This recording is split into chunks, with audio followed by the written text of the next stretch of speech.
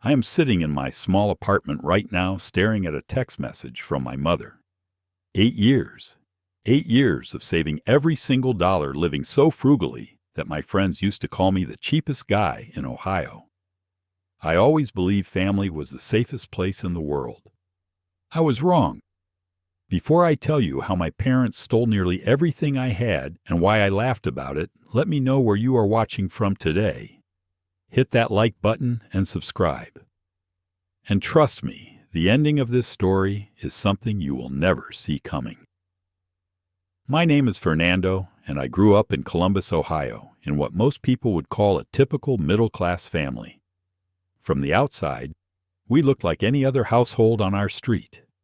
A modest 2-story house with a small backyard, a minivan in the driveway, and family dinners every Sunday.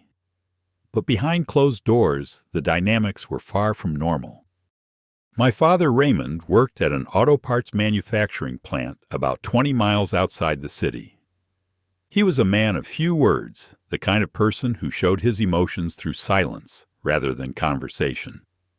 When he did speak, it was usually to criticize or to set expectations that felt impossible to meet. He believed in hard work discipline and, above all else, family loyalty. But his definition of loyalty, as I would later learn, only applied when it was convenient for him. My mother, Diane, worked as an administrative assistant at a local hospital. She had this warm smile that made everyone think she was the kindest woman in the neighborhood. And maybe she was to everyone except me. There was always something different about the way she looked at me compared to how she looked at my sister. A softness in her eyes that I rarely received. Then there was Patricia, my older sister. She was 4 years ahead of me, which meant she was always the first to experience everything, the first to drive, the first to graduate, the first to get attention. Patricia was the golden child, the one who could do no wrong. When she failed a test, my parents blamed the teacher. When she crashed my father's car at 17, they said accidents happen. When she decided she did not want to go to college right away, they funded a gap year trip to Europe so she could find herself. I noticed these differences early on, probably around the time I turned 10 or 11. But I did what most kids do. I convinced myself that I was imagining things. I told myself that parents love all their children equally, that I was just being too sensitive. I buried those feelings deep down and focused on what I could control my own effort. I remember my 12th birthday like it was yesterday. Patricia had turned 16 just a few months before, and my parents threw her this massive party. They rented out the community center, invited 30 of her closest friends, hired a DJ, and even got her a custom cake shaped like a sports car, because she was obsessed with getting her license. The whole neighborhood talked about that party for weeks. When my birthday came around, I got a small chocolate cake from the grocery store and a family dinner at home. Just the 4 of us. No friends, no decorations, no DJ. When I asked my mother why my party was so different, she said that Patricia was turning 16, which was a special milestone. I did not argue. I just nodded and ate my cake in silence. That was the first time I truly understood my place in this family. As I got older, the pattern continued. Patricia coasted through high school with mediocre grades, but my parents never pushed her. When she failed to get into her first-choice college, they comforted her, told her the admissions process was unfair, and encouraged her to take that gap year in Europe. They spent close to $15,000 on that trip, money they apparently had no problem spending. Meanwhile, I worked my tail off. I studied late into the night, joined every extracurricular activity that might help my college application, and even started working part-time at a local grocery store when I was 16. I needed spending money, and I knew better than to ask my parents for it. When I got accepted to Ohio State University with a partial scholarship, I was thrilled. I ran home to tell my parents, expecting some kind of celebration, some acknowledgement of my hard work. My father looked up from his newspaper and said, "Good. That saves us money." That was it. No congratulations. No pride in his voice. Just relief that they would not have to pay full tuition. From that moment on, I made a decision. I would build my own future without relying on anyone, especially not my family. I would save every penny, invest wisely, and create a life that was entirely my own.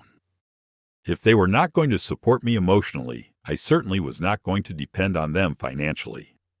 College was tough, but I made it work. I kept my part-time job, picked up extra shifts during summers, and graduated with a degree in accounting. I landed a position at a mid-sized auditing firm in Cleveland, not glamorous, but stable. The starting salary was modest, around $48,000 a year. But I had a plan. I moved into the smallest studio apartment I could find. 400 square feet of space with a tiny kitchen and a bathroom so small you could barely turn around. My rent was just $650 a month, which was almost unheard of in Cleveland. I cooked all my meals at home, meal prepping on Sundays to save time and money during the week. I did not buy new clothes unless absolutely necessary. I drove a 2008 Honda Civic that I bought for $3,000 cash from a coworker who was upgrading. It was not pretty, but it ran. My friends thought I was crazy. They called me the cheapest guy in Ohio, and honestly, they were probably right. While they were going out to bars, taking vacations, and buying new cars, I was putting every extra dollar into my savings account. My goal was simple. I wanted to buy a house before I turned 35. I wanted something that was mine, something no one could take away from me. After 6 years of this lifestyle, I had saved $142,000. $142,000. I would look at that number in my banking app and feel a sense of pride that I had never felt before. This was proof that I could achieve something on my own. During Thanksgiving that year, I made the mistake of sharing my progress with my family. We were sitting around the dinner table, and Patricia was complaining about how expensive everything had become. She was married by then to a man named Derek, a sales representative for a real estate company. Derek was the kind of guy who always wore expensive watches, but somehow never seemed to have money when the check came. He talked a big game about commissions and deals, but from what I could tell, his income was inconsistent at best. When Patricia finished her rant about the cost of living, I casually mentioned that I had been saving aggressively and was getting close to my goal of buying a house. Patricia laughed, actually laughed out loud. "You live like a monk, Fernando," she said, shaking her head. "What is the point of making money if you never spend it? You are missing out on life." I waited for my parents to say something to defend me, to acknowledge that saving money was actually a responsible thing to do. Instead, my mother nodded in agreement. "She has a point, honey," Diane said gently. "You should enjoy life a little. You are still young." My father did not even look up from his plate. "You cannot take it with you when you die," he muttered.